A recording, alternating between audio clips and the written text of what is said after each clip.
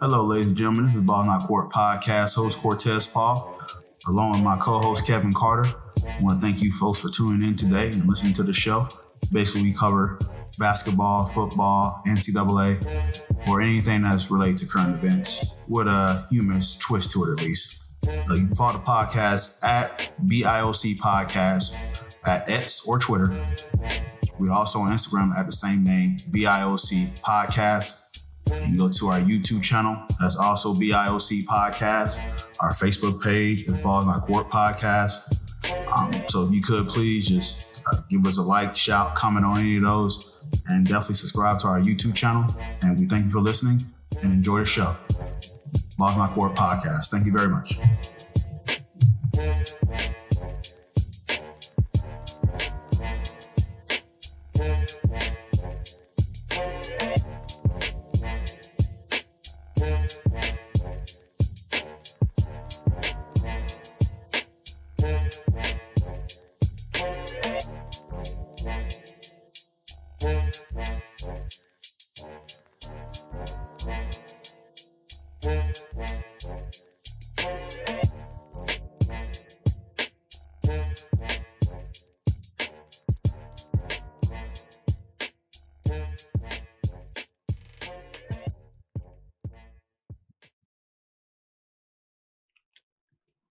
Welcome to the Balls Not Court Podcast. Cortez Paul is here.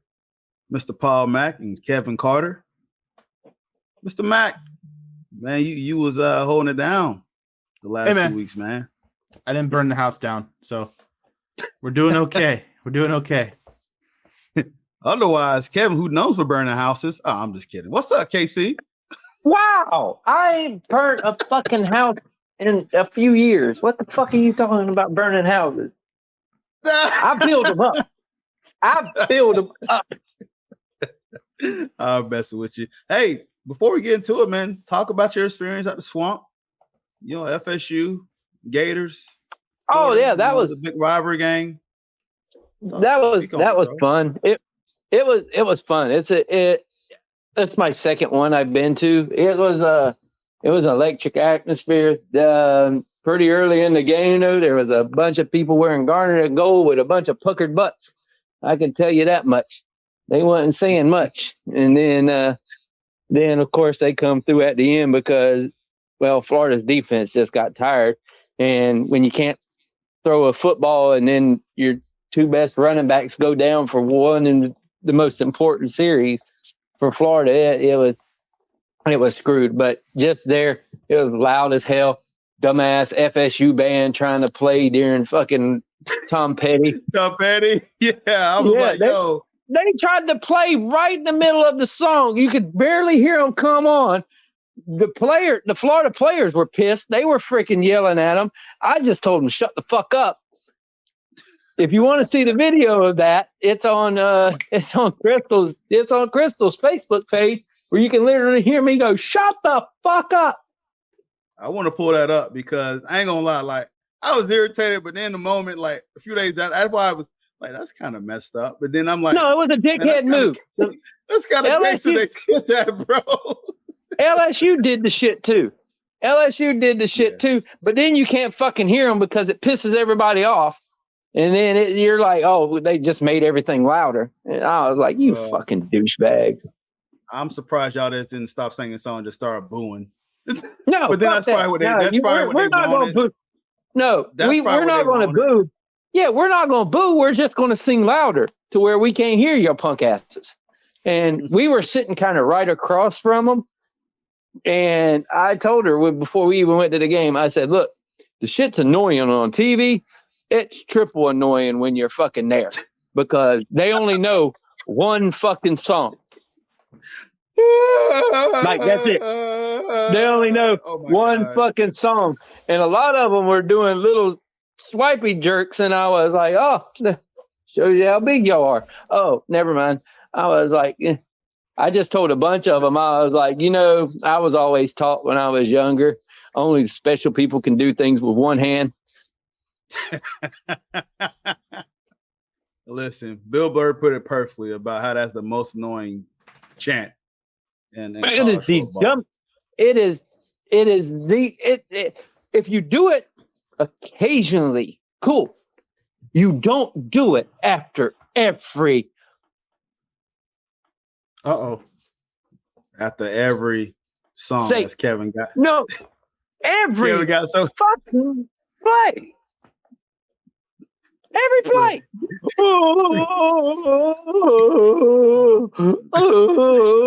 Shut the fuck up. Look, Kevin got so animated, he got disconnected. Okay, let's move on to talk about Florida State, FSU, and the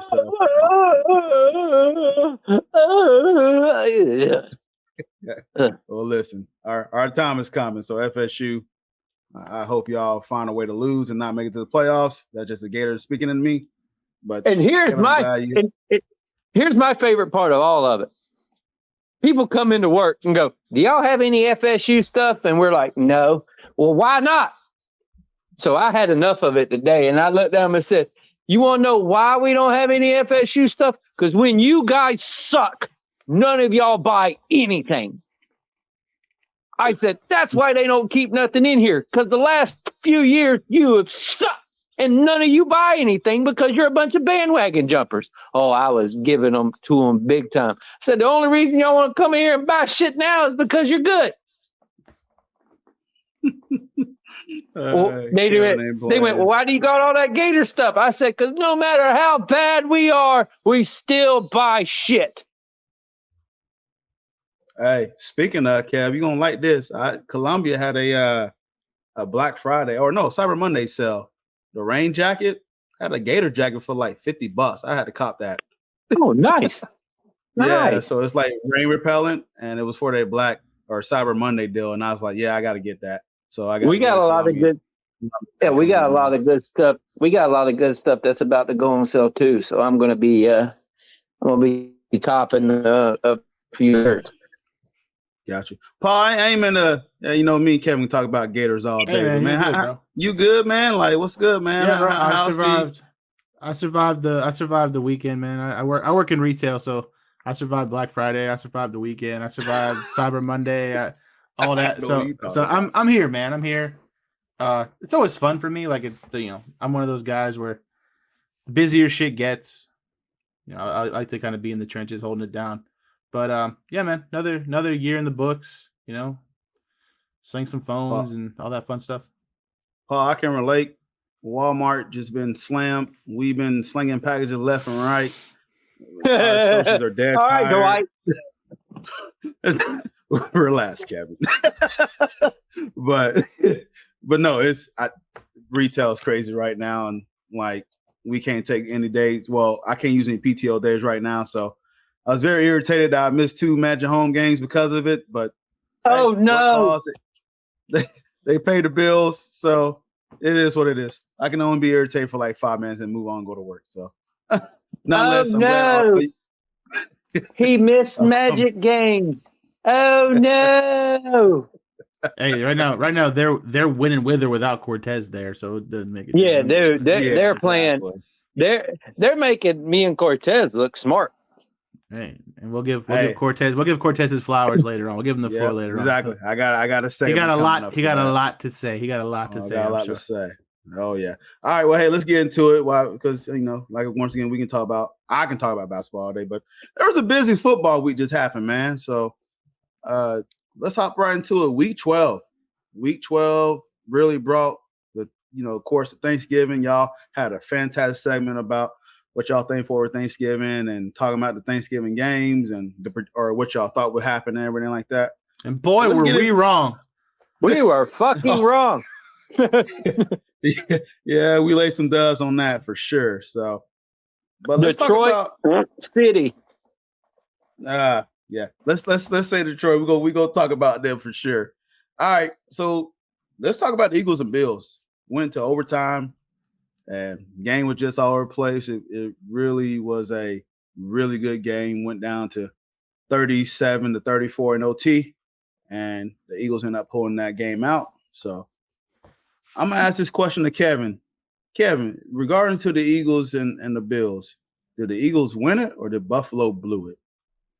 Buffalo blew it. Buffalo blew it. blew it. But they've been doing that shit all year. They did exactly what they've been doing all year. The Eagles did exactly what they've been doing all year. So it was just both of it combined. That's what you get. Got you. Paul, did the Eagles win it, or did the Bills blew it? I'm gonna say the Eagles won it just because Buffalo hasn't really done much, and I think this kind of boils back into last week's segment where we were talking about the differences between teams like Philly and Baltimore, where Philly, I trust Philly in these games. Like when Philly's down and you think they're out, they just find ways to win. And it's just in their DNA now. I don't know if that's a Coach Sirianni thing. I don't know what that is about those guys, but they're never out of a game. This was much more high scoring than some other games they've been in. Usually they're in these like low scoring kind of sloppy games, but the resiliency of this team, man, it's crazy to see because you think they're down and they just keep getting back up every week. It seems like. I mean, very rarely are they winning from opening kickoff. They're usually in a battle. They're usually kind of sluggish first quarter, first half, and then they just find a way to turn it on later on in the game. But I think it's more impressive for Philly. I mean, it's a shame because I feel like this was a big game for Buffalo, and they're pretty much where we thought they were. I mean, they're just their time has elapsed, and that team's in for a rough offseason, I think. But you know, kudos to Philly. Like it hurts me to say it. Kudos to Philly. Jalen Hurts throwing the ball, three in the air, 2 with his legs. I mean, what are you gonna do? You know, and it's the Philly special, man. They just find ways to win, and you're gonna have to get on them early and by a lot because they're never out of a game. Yeah, Paul, I do agree with you. I think the Eagles won it. Buffalo is one of those that, and I picked them to win this game, and Buffalo seems to me when the competition is a little bit better, they raise their level of play. And honestly, Josh Allen didn't have a bad game. He played pretty well actually. And that's why I said they blew it. Yeah, but to go over there, listen, they overcame a halftime deficit of 10. There was the only to have 17-7. And so this also the Eagles, they lost 2 of their major calls and on the defensive side of the ball. They lost linebacker Zach Cunningham and defensive tackle Fletcher Cox. So field goal, 59 yards just to go ahead to go to OT. Something about Josh Allen, like I said, listen, he played well. He had 4 total touchdowns, had 339-yard passing, 89 yards rushing. He had the 1 pick, but and it's been a while. This has been like this for the last few seasons with Buffalo. They always need like a better running back, not throw shade at James Cook, but they need a better running game because if you kind of put that together with Josh Allen running ability, being a dual threat at the quarterback position, they need to figure that running game out. Now, that pass to Gabe Davis was just a disconnect. That was probably the ball game right there. They didn't have to go to overtime because of that. Just a little bit of disconnect between those two of what was going to happen on that pass. But listen, Eagles have really, as I think earlier in the podcast, we all talked about, the Eagles in these close games and, is this going to hurt them going down the line? But for the most part, some of these games that get in the playoffs, they're going to be potentially close. Now you got to add the weather effect to it, element to it. So Eagles winning this game, they kind of been through, the gill and going through the grinder of these type of games just only bodes well for them going to the postseason. So initially I was worried at the beginning of the season, but now they got these type of games. They're still finding a way to win these games. I got to give credit to the Eagles, man. They definitely, for me, for sure, won this game. Kevin, you want to add something? The scary thing is for Buffalo is offensively, that's probably the best they played all year. Yep. And they still lost. Yep. So that's the crazy part. Josh Allen throws for 339, runs for 81. They ran for over 150 yards as a team and threw for 340. Yep. And they still lost. So yep. There goes in line. That goes in line with where I say Buffalo blew it, because they just had their best outing on that side of the ball, and they blew it. They blew, taking advantage of the best outing they've got from their quarterback and their run game and everything at once, and then they just blew it by letting a guy kick a knuckleball for 59 yards away. Yeah, no, that was a hell of a kick, man. That was a hell of a kick. That shit looked like if we went out in the backyard and just tried to kick the shit out of the ball. That's what ours looked like. It was just going ring, ring, ring, ring. It was just fluttering around like a dead bird, but it went straight right in the middle. Oh, good stuff. All right. Well, hey, let's move on to the next topic and talk about the AFC playoff picture.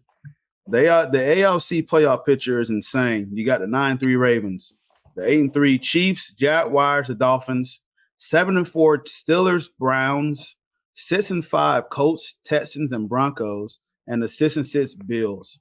The win margin is a nail biter within 3 games of, somebody can make a run here and try to get a home field advantage. So right now, before we go into our next question, who is your current favorite lock to win this AFC conference? And I go with Paul. Who you got? So, all you see right now, who you got that if you put your marbles on? I mean, aside from Baltimore, there hasn't really been a dominant team week in and week out. Like Miami struggles with good teams.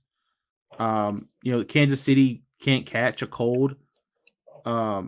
Miami is there, and then you got, the teams you really got to worry about right now are the teams that are streaking a little bit. So like Denver, Houston, those teams.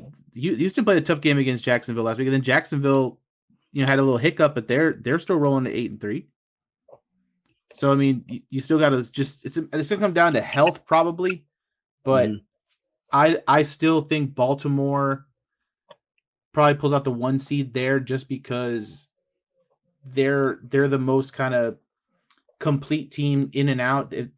They just still scare me if the game gets close.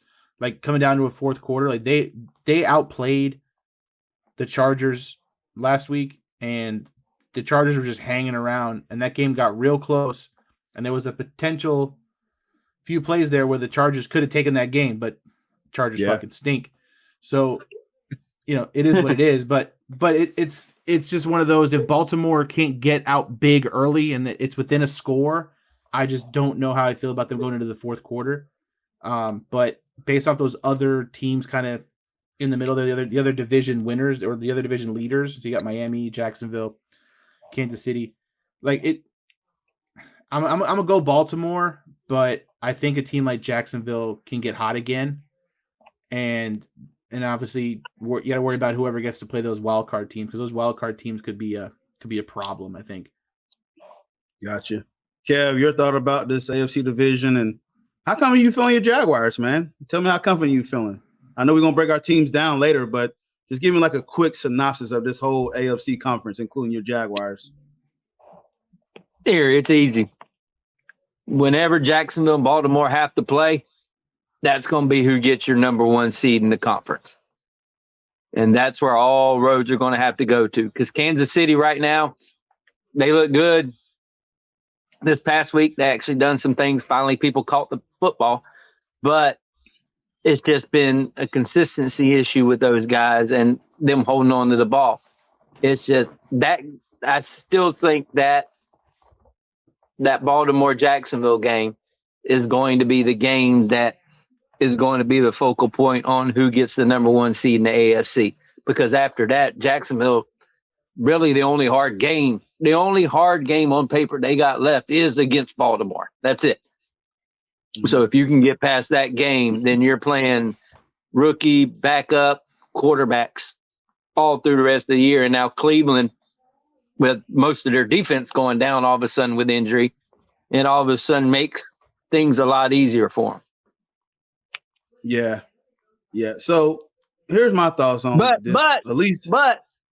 But I'm not going to write off the Chiefs just because of who they got playing quarterback and who their head coach is. So we really can't.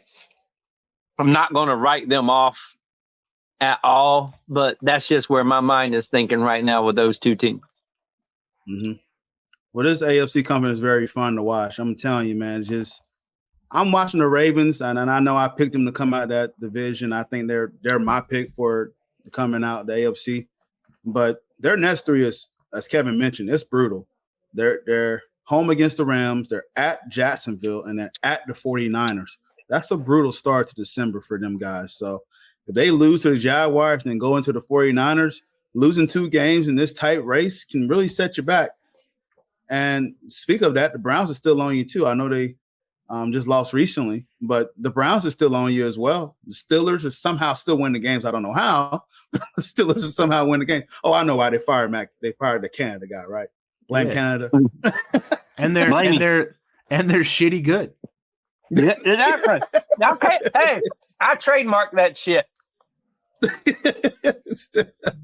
So and then on the flip side, look at the Dolphins, which we always been talking about. They need to win the big game. Well, the next 3, they at the Commanders, they're playing the Titans, and they're playing the Jets at home. So they really have a chance to kind of really make a jump here if they want to. And so this is madness with the AFC. You got the Colts is looking pretty decent. The Texans is looking pretty decent. The Broncos coming on recently. The Bills can still kind of make a run they want. So I know they've been going to this whole little streak, and then the Jaguars, like Kevin just mentioned, the Jaguars can make a run too. Chiefs, you can't count them out. I know that Kevin mentioned about they were struggling. They had something when the second half they couldn't really score or move the ball. They couldn't really – their scoring offense was down. They scored last week, but, I mean, a bit it was the Los Angeles Raiders. But, hey, you play who's in front of you. So, nonetheless, it's the AFC is – these next few weeks is really going – landscaping. It's gonna be fun to go down to the wire watching this, man. It's absolute madness to this conference, and I mean we all kind of projected like how this conference is going to go. We just didn't know what teams would be where. So, yeah. So that's we were close. It'll be. I said for me, it's interesting to see. Even if we know who the division winners are going to be, I really think depending on who gets in the wild card in the AFC and who they match up against, there could be some damage dealt depending on how streaky these teams are going into the postseason. Like I said, I'm a Giants guy, so I won a Super Bowl off my team getting hot late in the season. So I mean, if you're going to start getting hot, now's the time to do it. So anything could happen once you're in there, once you're one and done, and it's any given Sunday. But the way Denver's playing right now, they knocked off a couple big Titans in the last few weeks. I don't know if people want to play Denver right now. Yeah. So Paul, I was going to ask you that. So which team, at least you projecting the rise, and which team you is projecting the fall? I mean, as far as the divisions, I mean, they can stay where they're at with Baltimore, Jacksonville, Miami, and Kansas City. But I want to see Denver get in there just because they're really hot right now, and they've already beaten Kansas City once this year. They've beaten a couple of big teams, and then I really want to see kind of this CJ Stroud journey kind of continue into the postseason. I want to see this young rookie quarterback, rookie head coach, just banding together and getting into the postseason, because I feel like the postseason then kind of makes CJ Stroud's season that much more important. Like putting up these big numbers he's putting up and putting up these crazy stats and everything else is great, but if it doesn't make the postseason, it just kind of ends there. But if he can get him into the playoffs and they could potentially win a playoff game, it makes an interesting thing. I think Buffalo's dead. I don't think they're gonna make a run unless the other teams just all fall off. And I think Pittsburgh is gonna. Something's gonna happen with Pittsburgh. They're just, I don't know. I can't explain Pittsburgh, and then the Browns have had too many injuries. So I really want to see Denver and the Texans get into the postseason and see what kind of damage those guys can do to some of those juggernauts in the AFC. Casey, your thoughts on who rises and who falls in this conference? It's about the same as Paul. Like you've got the Texans all of a sudden coming on, and then you got the Broncos all of a sudden feeling like they needed to play defense, and then they're letting Russell Wilson's actually playing pretty well right now. So And when you got a veteran quarterback going into the playoffs, that's the kind of guy you need. So yeah, I want to see those guys make it in, because I want to see them give the freaking 3 and 4 seed. I want to see them give those guys fits, especially if my team gets in at 1. So I want to see that stuff kind of happen. So yeah, I'm looking forward to the end of the year and seeing where the chips fall and where everything goes. I still think Pittsburgh somehow shittily good makes their way into the postseason. It's just insane that they play like they play, and yet they've still won games. But like, yeah. I can't wait for these next few weeks to. These next few weeks are going to kind of spread everybody apart and bring everybody together. So we'll see what happens as far as because a lot of people are getting to the tougher parts of their schedule right now. Yeah. Nah, man, I agree with you. Texans, Broncos playing hot right now. I can't explain how the Steelers keep winning. Browns are getting injured. So a lot of y'all know this on the head. So I'm not going to beat a dead horse with that. So let's move on to the next topic and talk about the Turkey Day games. Ray, today, your game day experience. How was your food? Was y'all food great, by the way, on Thanksgiving? Did y'all have some good plates on Thanksgiving? Stop. You've been here for it. You ain't got to ask. Well, tell the people, KC. Tell the people. I've been there for it, but tell the people. You ain't got to ask. Oh, hold on, Cortez. I told them they had to ask you about this last week. Tell them about that banana split cake. Oh. So good. Hey, listen. His mom makes one of the best banana split cakes. And it's the only one I've ever heard of. Dude. No, it's fire. Listen, when I tell you that I only got one piece, I only got one piece. It was gone within, you know the movie Gone in 60 Seconds? That's how fast that banana split pie was gone. Mm-hmm. It was gone. The good part is this year we didn't have as many people as there. So Kevin got to eat 5 pieces. Dude, I don't blame you.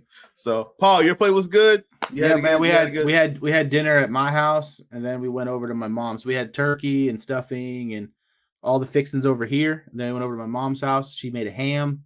We had some ham, nice. Mac and cheese, all that good stuff over there. Some dessert. And then I caught the Cowboys halftime show where I didn't know if that was Dolly Parton or a cheerleader from the last time they won the Super Bowl. Kevin, tell them the joke when you tell me on Twitter about Dolly Parton. Tell me the joke. Somebody said they wanted to suck on them titties. I said, look, that old body may be 77, but them girls is only 30. That's right. Plus, you got to get in line behind Zach Wilson first. Oh my God, y'all killing me. Thanksgiving was great. Nice plate. We do our annual football game every year. Luckily, there was no injuries. We had kind of a sore hamstring somewhere. So, we're all older in our 40s and 30s and trying to play football, but it was a blast. Then I went over to my pops. He made a good plate. Had some ham turkey. Then, of course, I watched Detroit, which I was very underwhelmed by. So disappointed in them. They seem to have that issue too, where they got some of these games and just I don't know. But y'all speak on y'all the games. Detroit likes to get behind early, and I think that's the problem. They're like Dwight Howard. Yeah, there it is. That's why I paused for a minute. I knew it was coming. But mid drink, Kevin. It happens too far often for them that they're losing at halftime and they just don't have enough to get back. I mean, they played a very sloppy first half, a lot of turnovers. Kudos to Jordan Love because he's a guy that we've been giving a lot of flack to over the last few weeks. But yep, I mean, good for him. I mean, he had a hell of a game. He had 268 yards, 3 touchdowns, no turnovers. So, A.J. Dillon had a nice game. So everything kind of clicked for Green Bay, but I think this was a game coming off of the week before where we thought Detroit might have had some momentum there, and they were the better team on paper. And it's just one of them things, man. Detroit on Thanksgiving. I don't know what it is. Even when they're good, They seem to find a way to lose. So Thanksgiving. Yeah, I'm gonna go with you with this first question. Who made a bigger statement on Turkey Day? Was it the Cowboys or was it the 49ers? 49ers. That's easy. Dallas played the Commanders. I don't think that's exactly. Yeah, they make. Yeah, it is a Commanders. I think we are going to choose the 49ers, but I just wanted to get y'all thoughts. Listen, Dak had a great game. That took off and he did fantastic. Yeah, because he played against the freaking Commanders. Once again, you just play who's in front of you. You look really fucking good when you do it, especially when it's the Commanders. But listen, I think we all agree it's the 49ers. The defense and special team showed up big.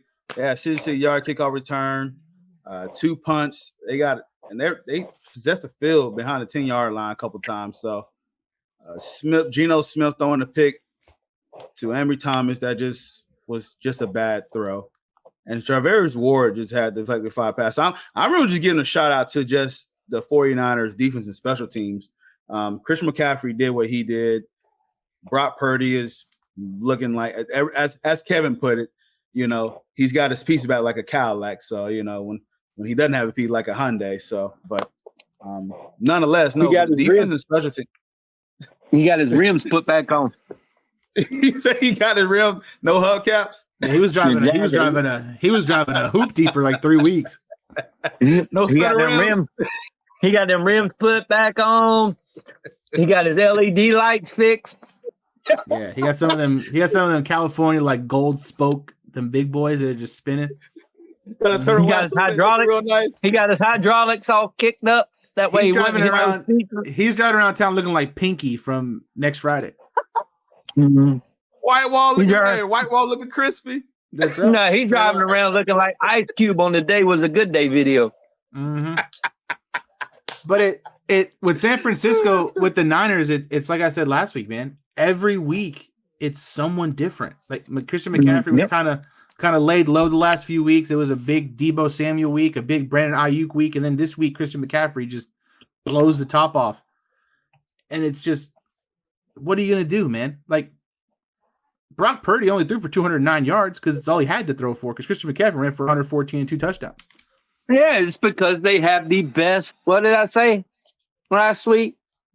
They have the best core group of guys in the league. Unit. Yep, they have the best core unit on defense from 1 to 5 in the league. I'll do one better then. So we're talking about Thanksgiving. How do we feel about those halftime shows, huh? Yeah. You'll see all the Jack Harlow memes. Dude came out of like an igloo. I don't know what the hell that was. I don't know what he was doing. You need to go back in it. Listen, Jack Harlow's hit or miss for me sometimes, but that halftime show was absolutely brutal. And is it a shame to say? Is it a shame to say Dolly Parton had the best halftime show? Uh-huh.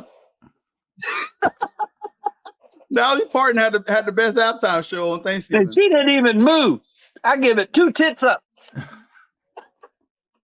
She was just holding onto the wall like the whole time. Like, I'm like, does she have vertigo? Like, what is she doing? Is she okay? Like, you should old as hell, and her back has got to be all fucked up from holding them things for all them years. Hey, I know y'all saw Skip in his feelings, man. Skip was horny, talking about Dolly Parton.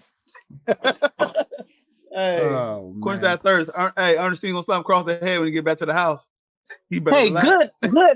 good on her though. Good, like what other 77-year-old can come out and just be like, look, I'm wearing some freaking jorts, and then I'm gonna have my 30-year-old boobies just exploding off of this shit, and they ain't gonna pay no attention to the cheerleaders. They gonna pay attention to me.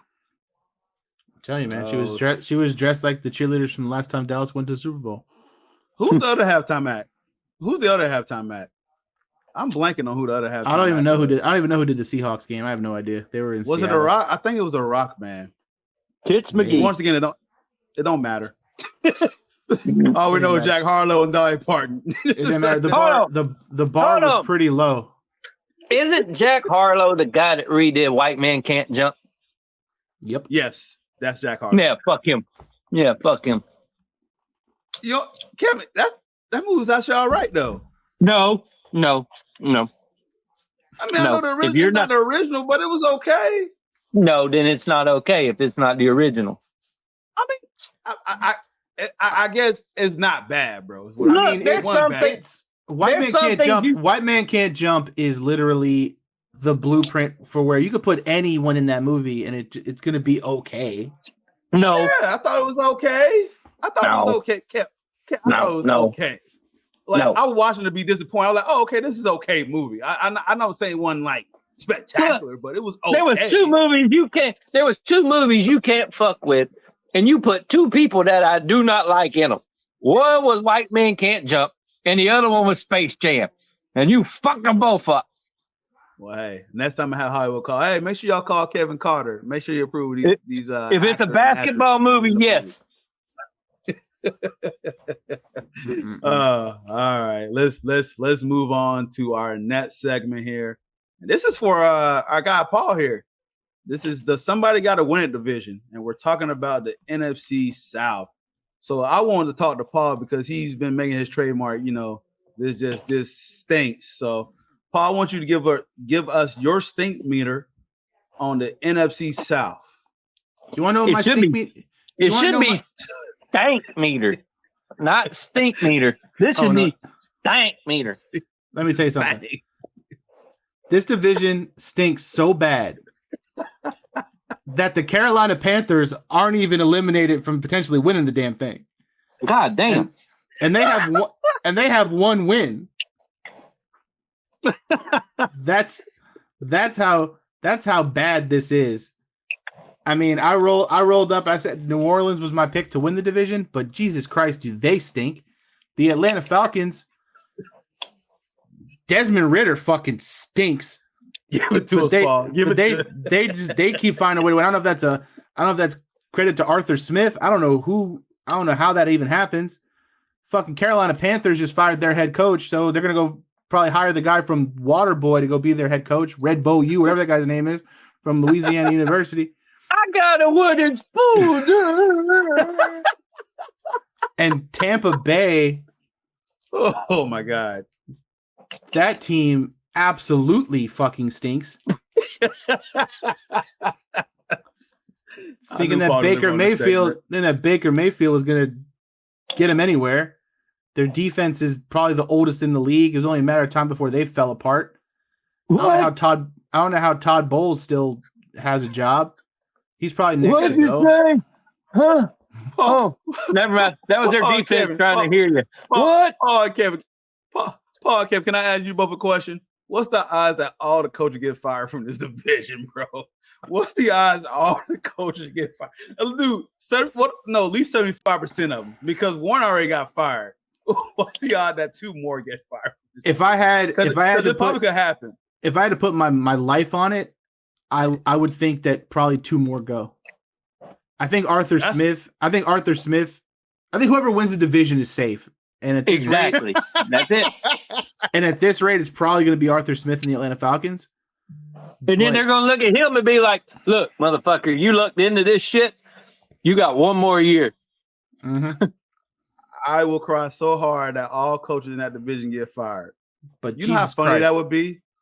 That would be legendary. That all those coaches in one division get fired, man. Look, whoever coach like Arthur Smith should be fired because one, he don't know how to fucking use Kyle Pitts, and two, he finally figured out how to use Bijan Robinson. What the fuck has took you so long?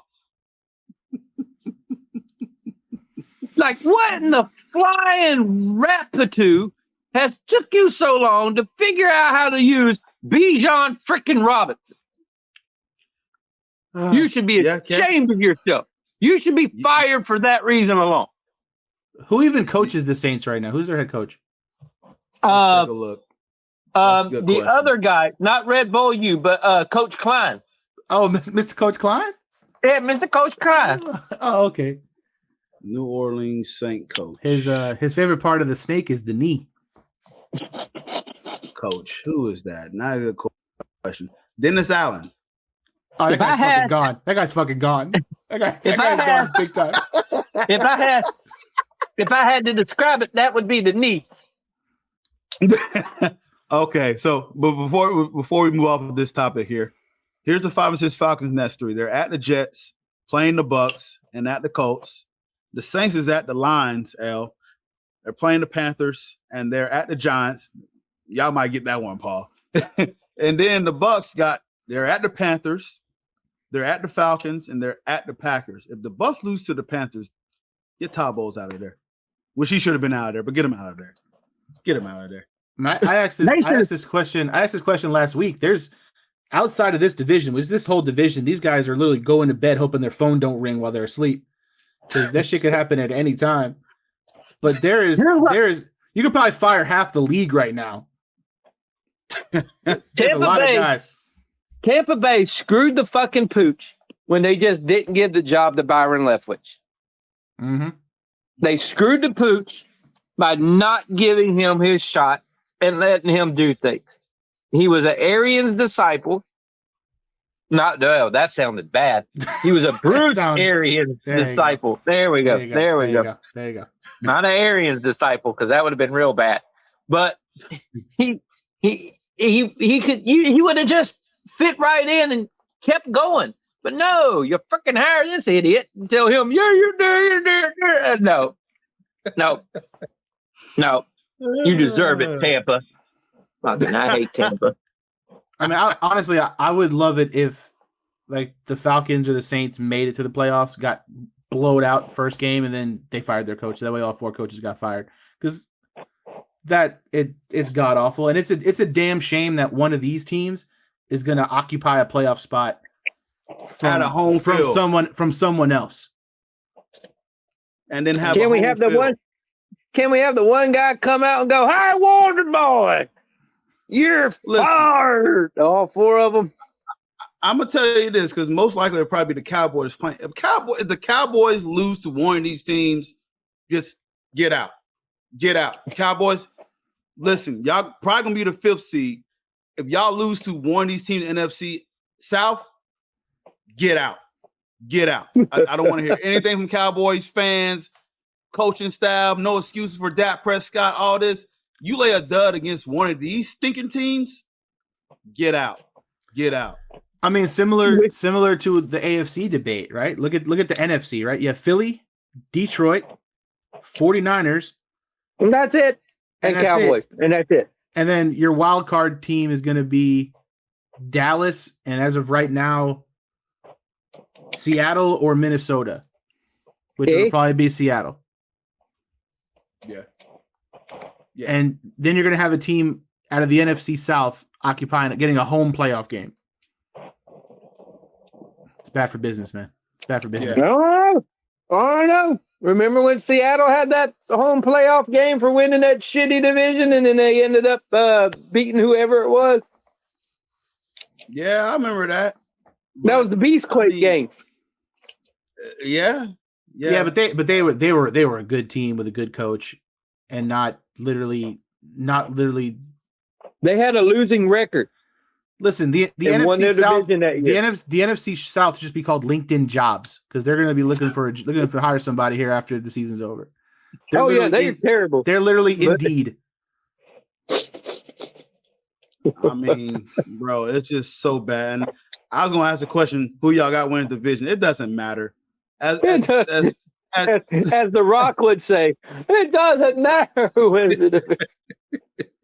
At this point, I hope it's Carolina. Fuck it. Hey, Carolina goes on a fucking run. Bryce Young brings them back out of the abyss. Jesus Christ. All right, let's move on. Look here. The Carolina Panthers' chances of winning the division are much like their quarterback. Very short.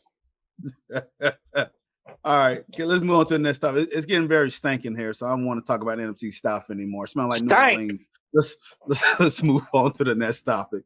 I love this segment. Yeah, hey, we're gonna bring that back because that the stink segment. You've been making a trademark, so I had to let you get off that one. So let's assess our own team's performance. And KC, stank. No, I'm just kidding. For you, your Jaguars do not stink, and I want you to talk about the Jaguars. So tap in, brother. That was probably the most needed win of the year right there. They needed to win that game just to get out ahead, kind of douse that little fire that the Texans were on. They can get back on their run now all they want to, but that kind of simmered down that raging inferno that the media was making out the Texans to be.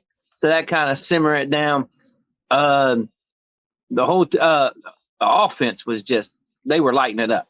Like the offense finally had their game where they came out and just on all the phases, they were hitting everything. Good to see the backup running back, the Ernest Johnson. He actually come in for Travis Etienne, and he had a monster game. So we're starting to fill in. We did lose Cam Robinson for a few games, probably for the rest of the regular season, but luckily Walker Little is probably our best left tackle, and we had him at left guard.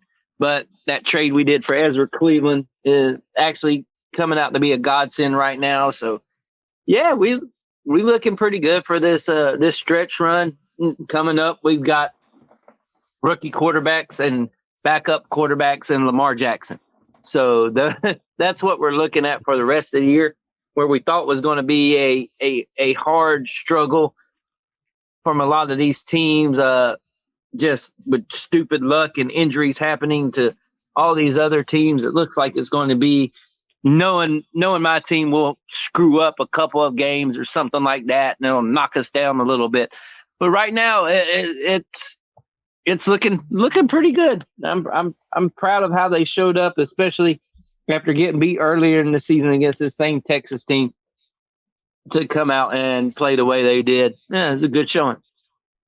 Yeah, kid. There was a lot of chatter about they lose this game, man. It was going to knock y'all down a bit, but happy for you and happy for your Jazz that y'all came out and weathered the storm, because this is an up and coming Houston team. So, but nonetheless, what kills me with the national narrative is like everybody wants this team to lose. Like it's like nobody's like, okay, we'll believe in Jacksonville now. Every week it's something different with Jacksonville that nobody actually wants to go, hey, they're good. We have to admit it, and let's go from there. It's like they always want to find that middle school excuse and then run with it. And then for people that say Trevor Lawrence isn't a good quarterback or he isn't, man, get the fuck out of here. Did you not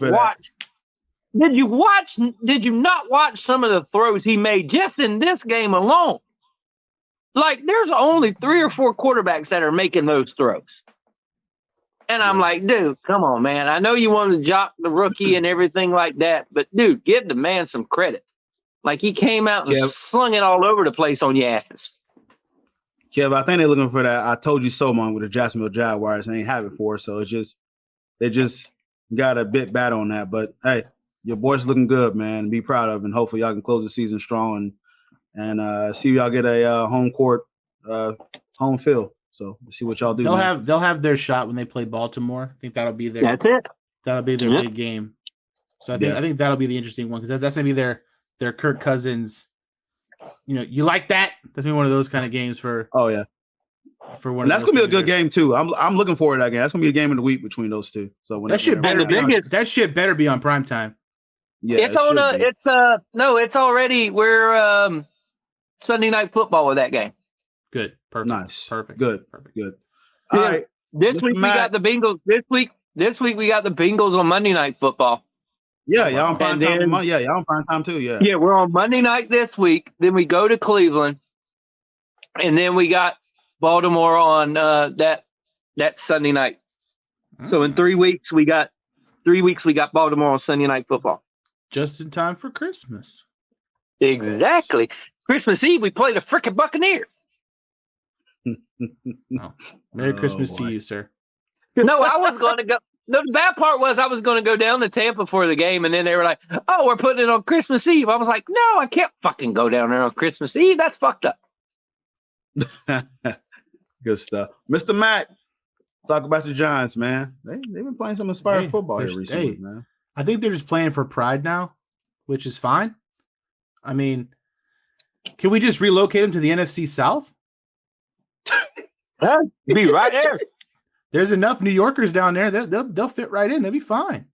They'd be a game out of first place. But I mean, you know, we're just playing for pride. I think everybody's just kind of been shit talking this team and all the contract stuff happening and Daniel Jones going down. But my man Tommy DeVito, that guy got his celebration going all over the internet. The sauce, baby, DeVito, the Paisan. But I mean, it's just one of those things. Like, I'm happy they beat New England. I love anytime the Giants beat New England. I kind of love seeing this fall from grace of the New England Patriots. You know, Mac Jones, guy fucking stinks. Zappy, he's pretty crappy too. Yeah. So I mean, it is what it is. I mean, Saquon's played you know some great football the last 3 weeks. We finally got to throw some deep balls to Jalen Hyatt. Finally, that's kind of what they brought him in for. That was his whole thing, is he's going to stretch the defense, get downfield. He had over 100 yards receiving. You know, I still want to see Darren Waller get more involved. He didn't even have a catch last week. I don't even know if he played, but you know, it is what it is. But hey, man, 2 in a row. We're 4-8, and we're chilling right now. We're actually technically, I guess. I mean, not because of Dallas, but I mean, we keep streaking. Who knows what happens? I mean, three games or so out of the wild. Yeah, weirder things have happened. I mean, it's not going to happen. I'm not going to be one of those crazy people that's, you know, smoking the peyote like Jets fans or whatever's going on. But ayahuasca. Hey, anytime the Giants get a dub, I don't care who they're playing, it's a good week. And seeing Tommy DeVito, I've been giving him a hard time the last few weeks because I didn't know who he was or where he came from. But he's played some good football the last 2 weeks. And a lot happens when your starting quarterback isn't turning the ball over, even if he's doing nothing. Like he threw for 191, 27 to 25 with a touchdown, but no turnovers. And, you know, 5 carries for a whopping 6 yards. But hey, it's fine.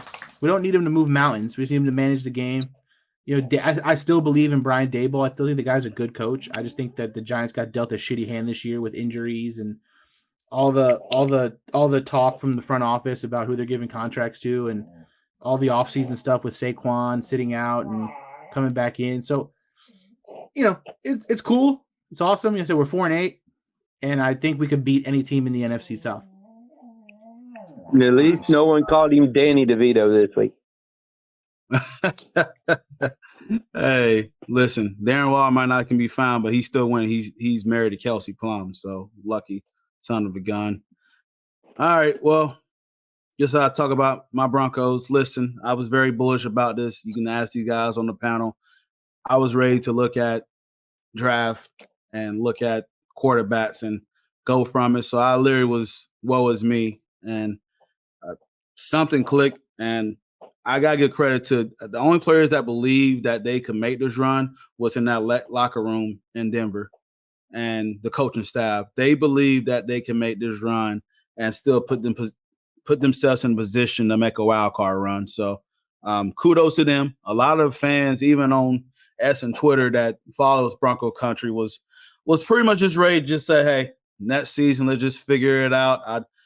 It sucks, you know, not a year, but this is about close as we've been to make a run here. So Broncos did some good things against Cleveland defense, which I know, listen, that Cleveland defense is just, it's been generationally good considering what's happened with their quarterbacks and everything like that.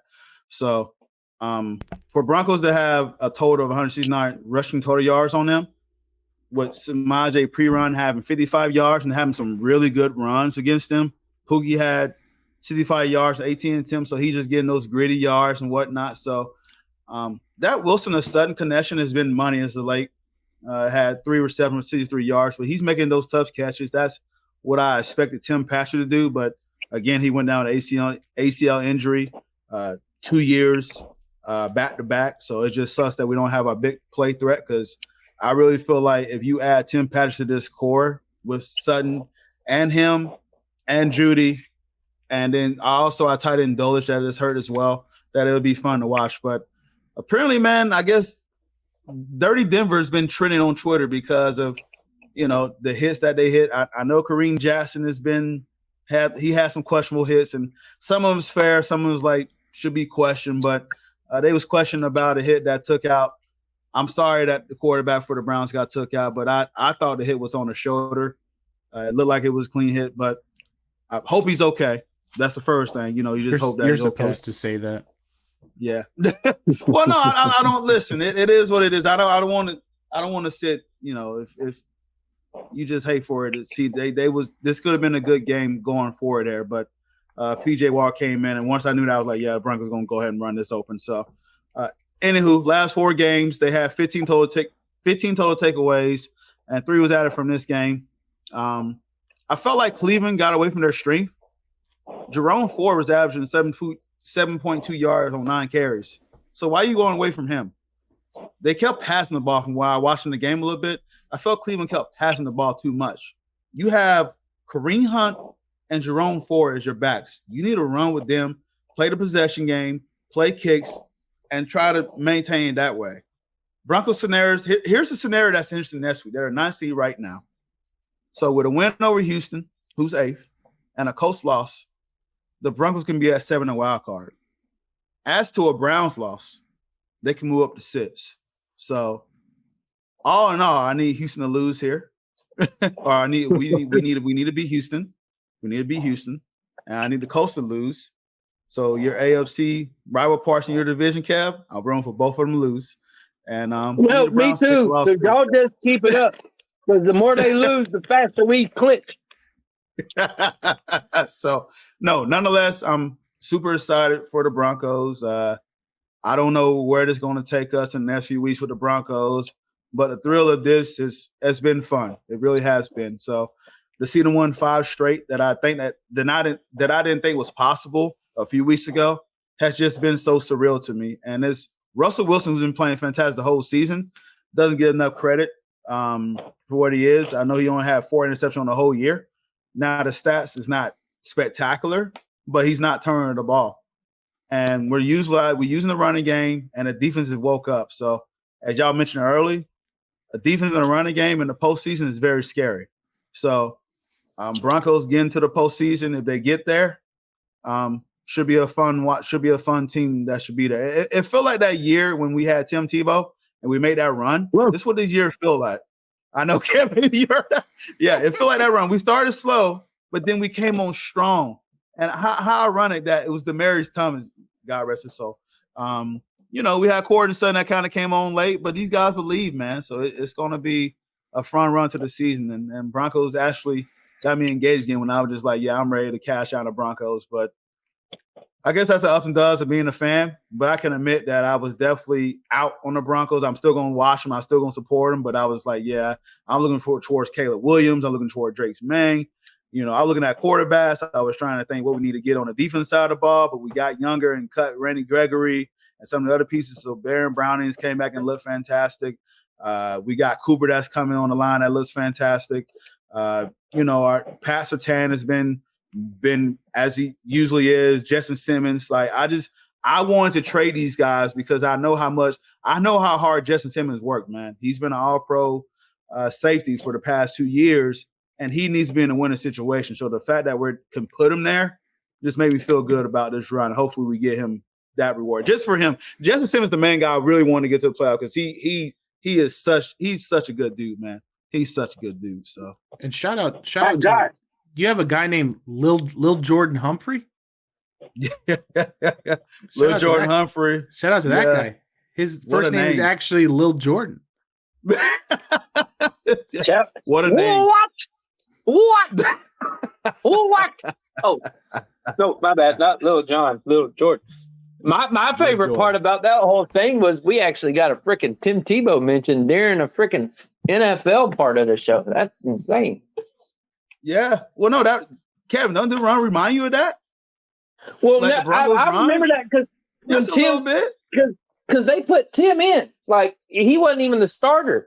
And they put him in, and then they went on this crazy-ass run with just great defense, and it kept them in the game. And then at the end of the game, like football Jesus would freaking pull something out of his rear end. It was crazy the way that year went for the Broncos until they went up against New England. But that was a crazy ass run. Hey, we beat the Steelers though. yeah, fuck the Steelers. Hey, Kevin Hurd was like, yeah, you did a good job. I just want you to beat the Steelers. I'm like, hey, I didn't think we would get this far, but I tell you. Dude, when he threw that fucking pass and he started running, I was like, fuck you, Steelers.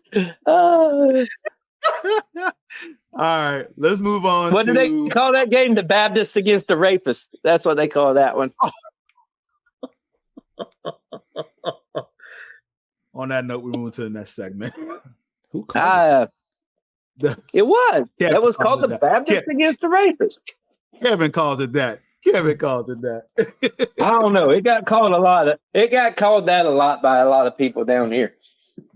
Yeah. Yeah. See, if I have to explain it, though, people won't get it.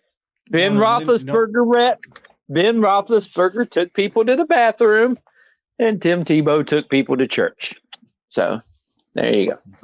Drop mine champagne and her champagne. She didn't know it. Ben Roethlisberger is a bad human being. Just sorry. He's a dick. Yeah. Shut up. Come from me. Yeah. All right. So, hey, who is our player of the week? Who's invited to the barbecue? I'm excited. Y'all boys been holding this segment down, man. So the grill's been kind of cold, man. So I gotta crank up the grill. So I'm gonna let y'all guys go first. And who's invited to the barbecue? Cortez hasn't been here to give anybody any fajitas.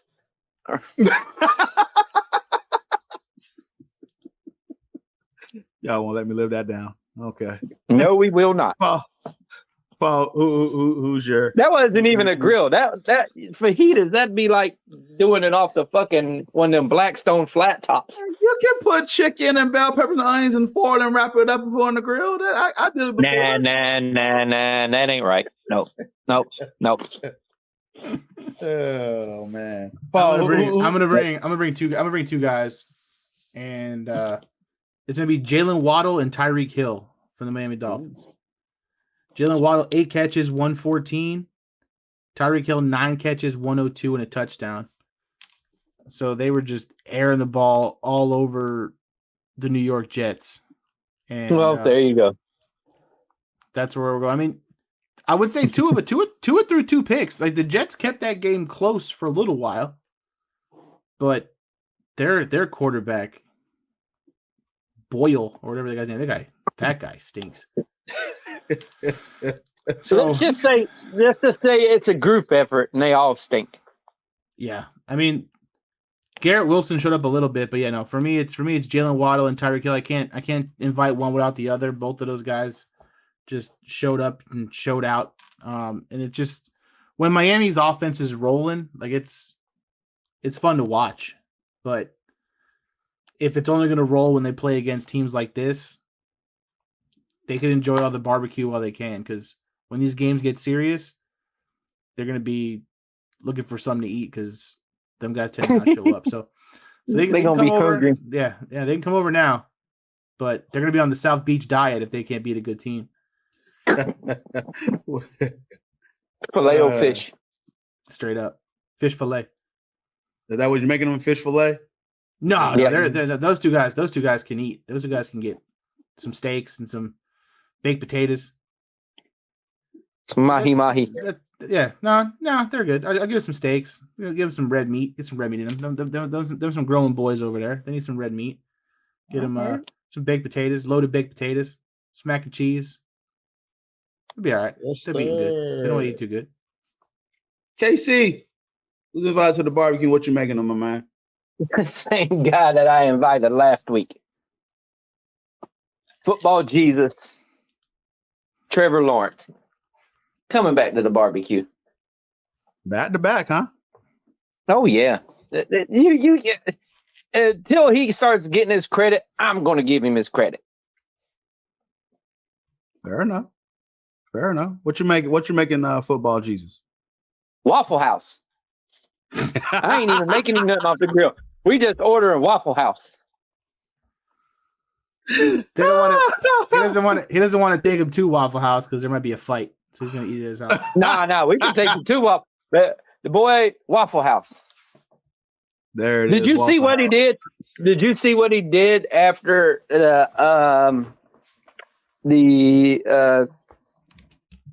what game was it? The one where they beat the shit out of somebody at home. Wasn't the Titans? Yeah, whatever. Yeah, the Titans game. After they beat the shit out of the Titans, he went and catered Waffle House for the whole front office staff. Now, mind you, we know there ain't that many white people work at the Waffle House, and the whole kitchen, the whole catering crew was nothing but white people. They said, man, they sent the B group to cook for to cook for them. I was like, nah, the A group still cook. They just sent the B group to take pictures. We don't need the guys missing the 5 teeth or the one with the 13 gold teeth to go for all the pictures and stuff like that. Oh, that's funny. But yeah, he's just coming with his own Waffle House. All right, got you. Well, guy I'm going to choose, he helped lead them over a victory over the Buccaneers 27-20. How about some Jonathan Taylor action here? Dude has some really timely runs, had 15 carries for 91 yards, 2 touchdowns, had 6 yards per carry. Really just carved up that Bucs defense. So he's starting to come alive. I know he had some contract disputes at the beginning of the season, and really is an integral part of the Colts being where they are for a potential wild card spot. So JT, come on over, brother. I'll fry up the grill. We'll make some brisket. I got some baked potato, and we'll go ahead and make some coleslaw as well too, brother, with some pork and beans. Coleslaw. There it goes. There it is. I was waiting on it. What's wrong with coleslaw? Coleslaw. I was waiting on it. No, I was waiting just on the pork and beans. He didn't you didn't say it, and then all of a sudden here it came. Well, pork and beans. Well, you know, that's why I call it coleslaw and the pork and beans. You got to miss something with that sweet and kind of coleslaw is one of them things you serve to somebody you invite to the barbecue you don't really like. Yeah, hey, man, exactly. I got some coleslaw over here for you. A nice big bowl of coleslaw. Coleslaw. Listen, it's just available, but Mr. JT ain't got to take it. Nah. You know what's crazy? I don't know why I say. I don't know why I even say coleslaw. I don't even like coleslaw. That's what no one likes coleslaw. Exactly. Cortez. Not a lot of people like coleslaw. On a nice chicken sandwich, right? Now this guy, listen. This guy just fought all year. No. This guy just fought all year for a contract, and you're going to give him and you coleslaw. Give that bitch, no, on top of a chicken sandwich. What the hell kind of shit is he talking about? You want to put something on top of a chicken? No, you don't put why ruin the perfectly good chicken by putting coleslaw on that shit? My mom actually makes this nice like pineapple coleslaw on like a little like Hawaiian style deal. That shit's pretty good. But, fucking coleslaw. It's probably got raisins in it too. God damn it. Cortez, listen, man. Listen, Cortez, I love you. Fucking coleslaw fucking stinks. Exactly. Okay, no close off of JT. My bad, brother. Hey, all the people you've given the mac and cheese, pork and beans combo, you give this guy coleslaw. Exactly. Come on. You're Cortez. Like, you only ran for 91 yards. You get coleslaw, bitch. I bet everybody on the Magic got the mac and cheese, pork and beans touching in the plate. That's why the mac and cheese is all gone. What you talking about? Everybody on the Magic got fucking ribeyes, fucking goddamn all kinds of shit. They got the fuck. Look, Kevin got disconnected. Kevin got disconnected again. Oh man. He went so hard he got disconnected again. See, is that bullshit? All right, let's move forward. No, all right. Cortez bought the Magic solid gold steaks and shit. But JT get coleslaw, huh? Whoever works you get JT coleslaw. Whoever works in the truck producing this show must be a Florida State fan that loves coleslaw. Because every time Kevin goes on a rant, he just kicks him out of here. He's like, fuck you. All right. That's the sound people who eat coleslaw make. Oh man, that's the sound coleslaw makes at the barbecue.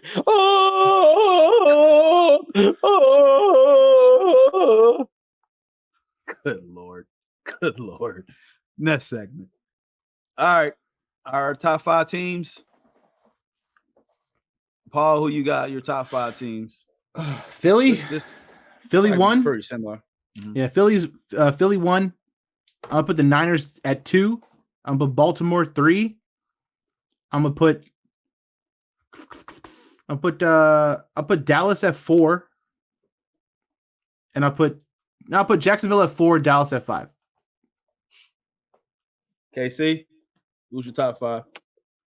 1 Philly, 2 San Francisco, 3 Baltimore, 4 Jacksonville, 5 after last week. Yeah, I have to put Dallas there. We all Kansas City fighting on their heels. All right, I got Eagles, 49ers, Ravens, Jaguars, and the Chiefs, who figure out how to score in the second half, get bumped into the top. So our top 4. Top 4 is the same. Top 4 is the same. Cowboys has got a legit argument to be up there for sure. So close enough. But hey, they can beat Philly to not bump up to my top 5. So all right. Let's do the KC's weekly picks. See if I add this. That we haven't calculated in 6 weeks. Oh, it's true. I didn't do them this week either because I was too busy working, so it's fine.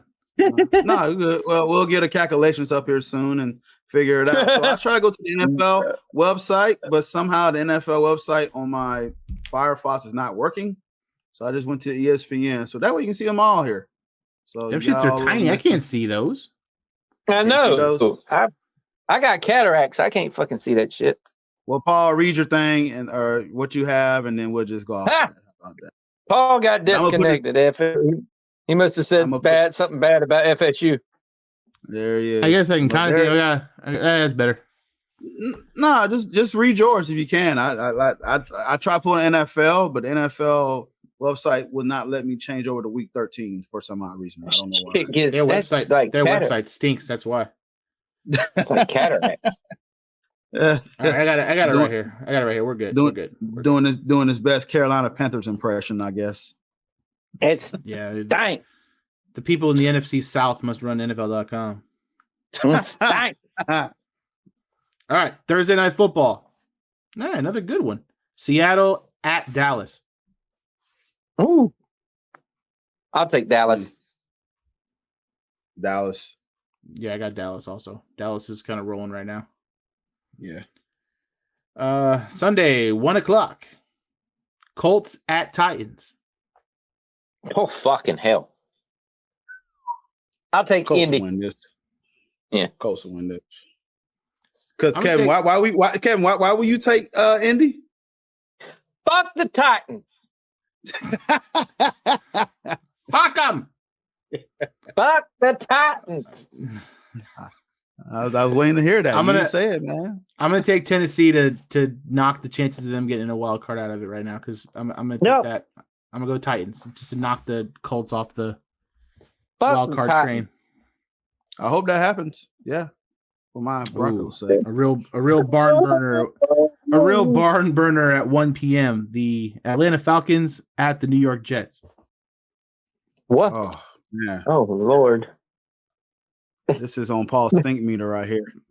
Stink meter. Might end up in a tie. Oh God, I'll take the Falcons. Down it. Falcons. Yeah, Jets just ain't got a quarterback. It's gonna be an ugly game, but I'm gonna go Atlanta. Who you got, Kev? Atlanta. Falcons. The Ludacris will come down from the phone again. Oh Ludacris shit! come down That shit was nuts. Luda. I'm like, fuck. Next one. At least he wasn't fucking on the 50-yard line. Detroit Lions. Detroit Lions at Saints.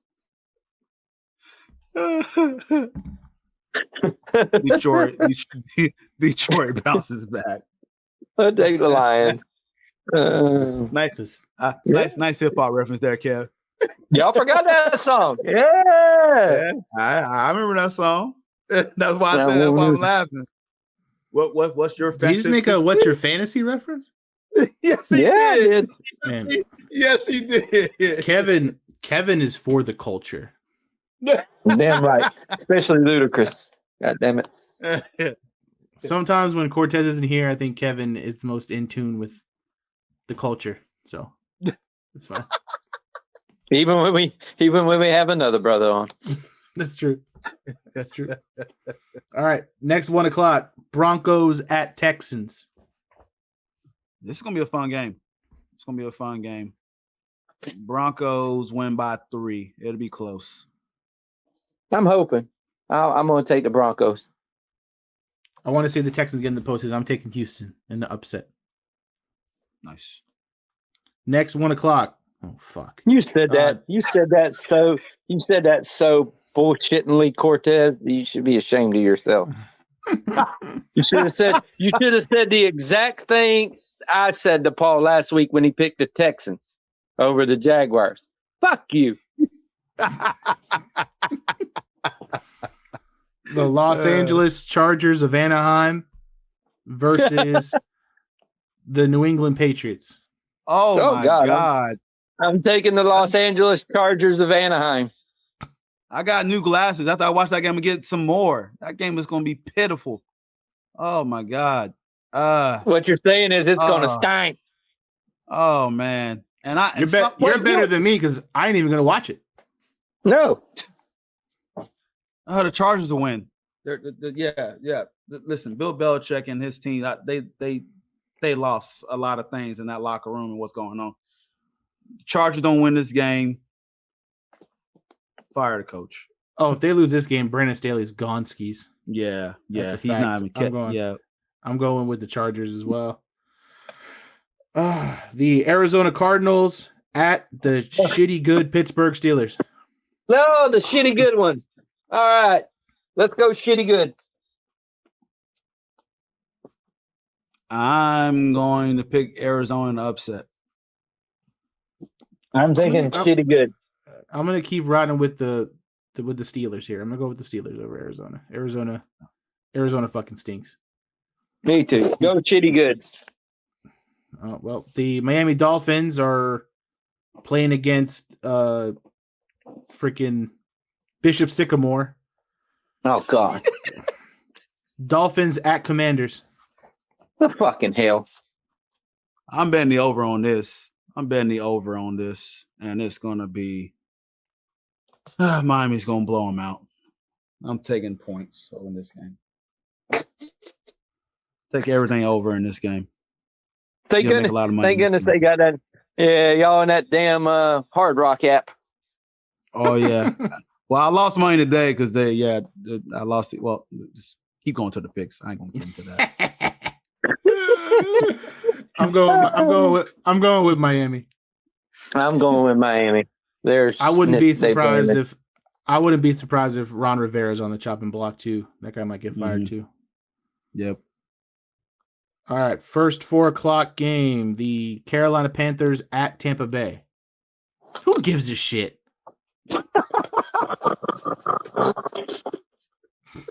Wow, hell, Jesus Christ! Tampa Bay, Bucks. God Bucks damn win. it! God damn it! My team plays on Monday night, so I got to sit through all this shit. Fuck. In Tampa. Carolina, baby, they're coming for the division. Carolina, coming in hot. This is where it begins. Oh Lord! This is where it begins. They're gonna beat Tampa in Tampa. Todd Bowles is going to get fired. And this is where it begins. Tampa Bay Buccaneer fan will be on suicide watching that happens. If they beat if Carolina beats Tampa, then everybody should be fired. Like, this is the battle of the two tiniest quarterbacks in the league, though. Amen. I mean, the ball boy should be fired. They lose. He ain't even part of the team. The damn mascot. The damn mascot should be. Look, if Tampa Bay loses this fucking game, they need to take the boat out the damn stadium. Just shoot the cannon into the stadium. Just blow the whole thing up. Exactly. Just shoot the cannons back into the boat and just get rid of the boat altogether if you lose this game. Just sink it. I'm going Carolina. This is terrible. They lose that fucking game. No. You should put the whole fucking stadium in the bay. Just throw it in the bay. Oh man. How this isn't a primetime game, I don't know, but 425, Niners, Eagles. And the reason it's not a primetime game is because Fox said you're not taking this shit. That's the reason.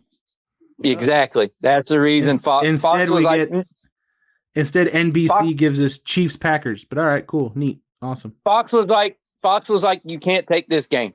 Nope. So because what it is whenever they do the flexing and stuff, each network gets to protect one game. Like if you have those regular games, you get to protect the game. Well, considering all the rest of the shit Fox has, Fox is like, fuck you, we're taking this game. Because our 1:00 game is going to fucking suck. You're giving us Panthers, Buccaneers.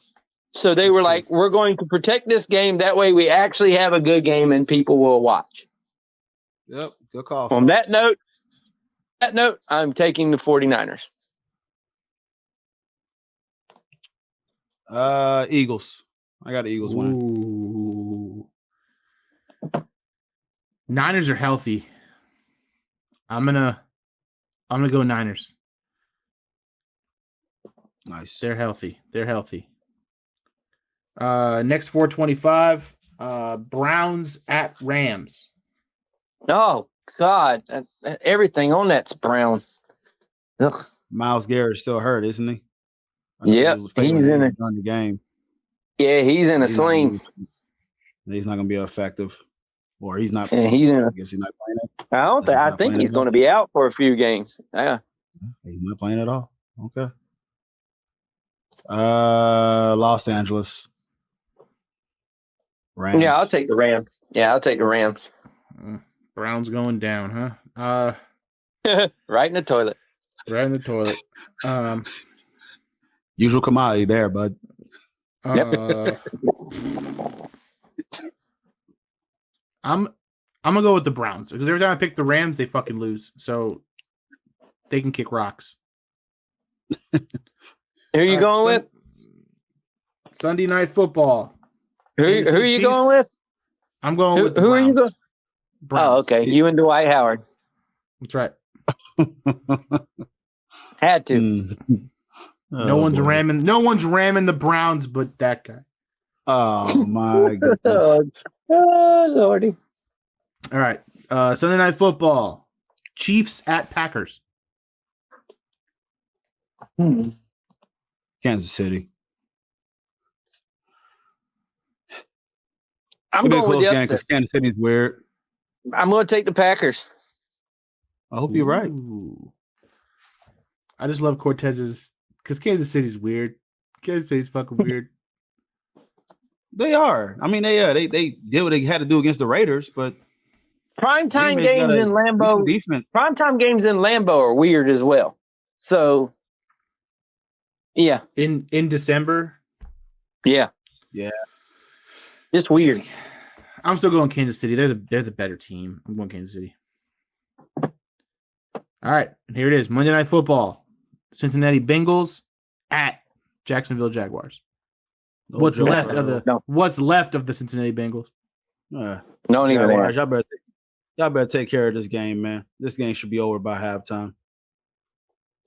Well, hope not, because it's on Monday Night Football. I want y'all to keep watching. Well, are you going to the game? Yeah.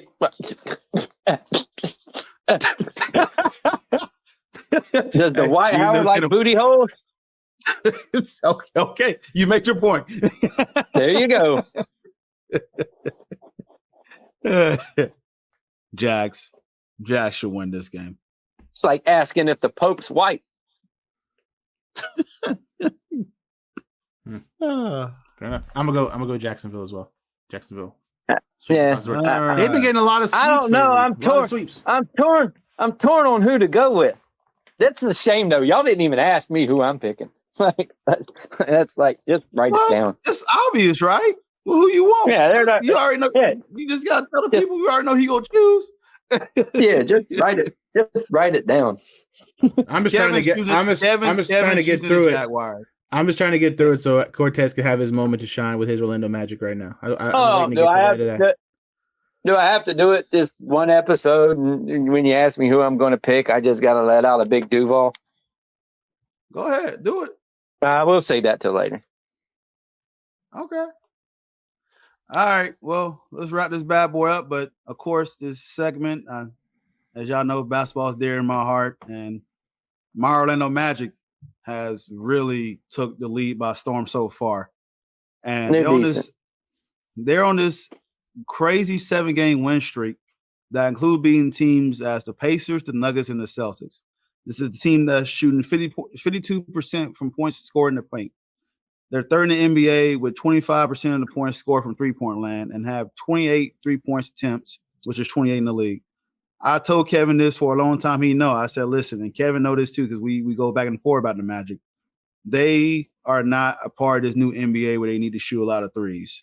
They have enough talent to get to the rim. They have enough talent to score points in the paint. And they play defense.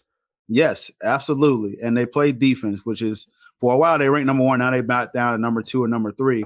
But they have all this length and they just couldn't stay healthy. Matter of fact, they're still missing 2 starters and Wendell Carter Jr. and Markelle Fultz. So, I mean, I don't know what's going to happen when we get those 2 back, but those are 2 starters, are 2 important parts of your team. That keep their asses on the bench. Yeah, and like, listen, Jamal Mosley's got an interesting decision to make as far as them. Wendell Carter shooting was kicked the cast off, and now he's seen around shooting. But it's just funny, man, because and this is where the discourse with the Magic, and Kevin can tell you this, and Paul can tell you this as well. When the last decade you're not winning as much. I know 4 or 5 years ago they went to the playoffs with Vooch and they're like that, and they had 2 years in the postseason. But at that point in time, that's where the management thought it was time to cash in on Vooch, who is an important piece to Orlando Magic history. And I always be thankful for Vooch, and hopefully he comes back and play for the Magic at some point in time. But he did help catapult this team to the future with his assets, where, you know, we had 2 first-round draft picks that ended up being Franz Wagner and Jett Howard. Wendell Carter Jr. is an important piece of this team. And then we won the #1 draft pick a couple years ago and draft Paolo Banchero, who's really changed the outlook of this franchise. This team has 6 or 7 guys that are over 6'10", and 3 of those guys plays like guards. They can move like guards. You would never the new NBA is just crazy how much versatility this Orlando Magic team has. December is a brutal month. Now, listen, if we can get through December, even with a 500 record, because we're playing teams such as like the Cavs at home, the Celtics are away. We got the Heat at home. We got the Bucks away in the back-to-back. So you play the Heat and the Bucks in the back-to-back. Brutal stretch. 76ers at home. The Knicks at home. The Knicks have been playing well too. And then the Suns. You got the Suns to close out the month. So that December month is going to be brutal. If we can get out of December with a 500 record or just even like 6 games, 5 games, the rest of the schedule for the Magic is easy peasy. Like, most of their games are at home. And so they got a real shot to do this. Now, initially, I thought the Magic was going to be a play-in team between that 6 to 10 range, be able to compete for a play-in as long as they stay healthy. Right now, man, they're projected to be a playoff team. And that's hard for me to like put in the spec because I always thought between 38 to 42 wins was to just get us there. But because for once they are healthy, knock on wood, because we know this Magic team that health is an issue. And I have PTSD with this Magic team that I'm enjoying it, but I'm being cautiously optimistic because it's always something with Orlando Magic. As the past 5 years, it's always been something with the Orlando Magic. And I'm trying to thread, and our fans on Twitter and S, they've been all hype and stuff like that, but we just got to enjoy the moment. Let get through December. Let's see where we go. I won't be having till they clinch. But, man, I'm fucking ecstatic that they have on this 7-game win streak. I never would have envisioned this with the schedule they had already, beating some of these teams. And the sky's the limit for them, man, as long as they stay healthy. And I'm super excited to go to the games. And when I tell you Amway Center, guys, it sound like back in 09-010 when Dwight, Jameer, Rashard, Hito was there. It is loud. Kevin, you've been to a few Magic games. I can't tell you the last time they did a Let's Go Magic chant by themselves instead of being prompted by, the PA. They usually did Let's Go Magic chant. Usually the only Let's Go anybody chant I hear in there is Let's Go Heat. So damn annoying. But no, listen, it's so cool to see. As a fan, I'm enjoying it. And hopefully we'll see what happens, man. It's a fun season. They got a lot of versatility. And now with that being said, how do you feel about the in-season tournament? Because they're clearly gonna probably win their group.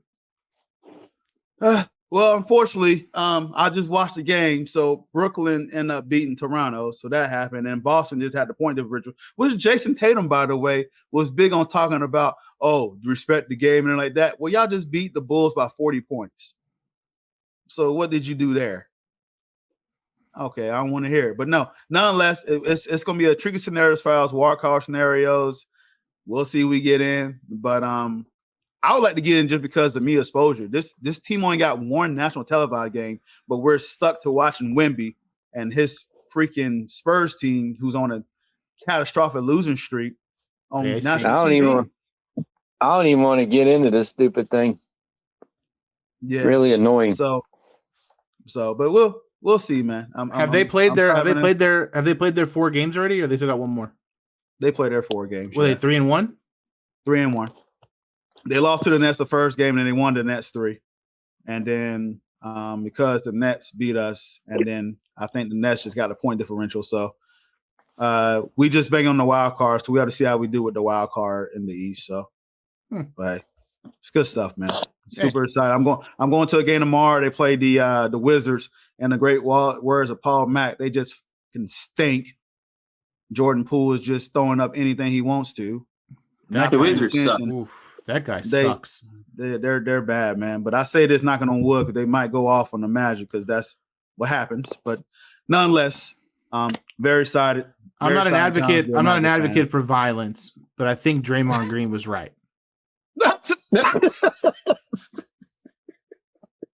I think Draymond punched the talent out of him. Dude, I don't know what happened. He just go over there and he's playing undisciplined basketball. It's like and one of him. He's dribbling all over the place. It's just.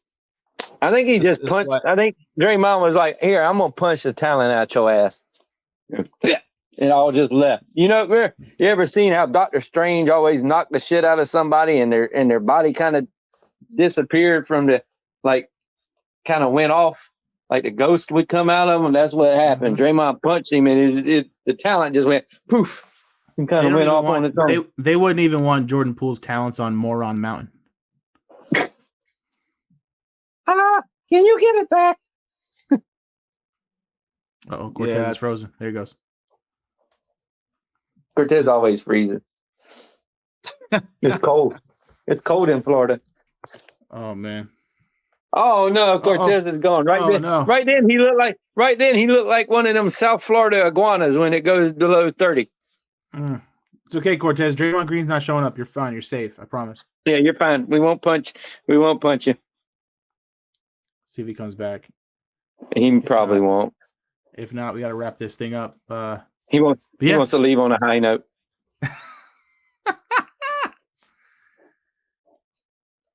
Well, Kev, what are your socials, pal? Where can we follow you and catch you? It's the same as they were last week. I still haven't opened my OnlyFans.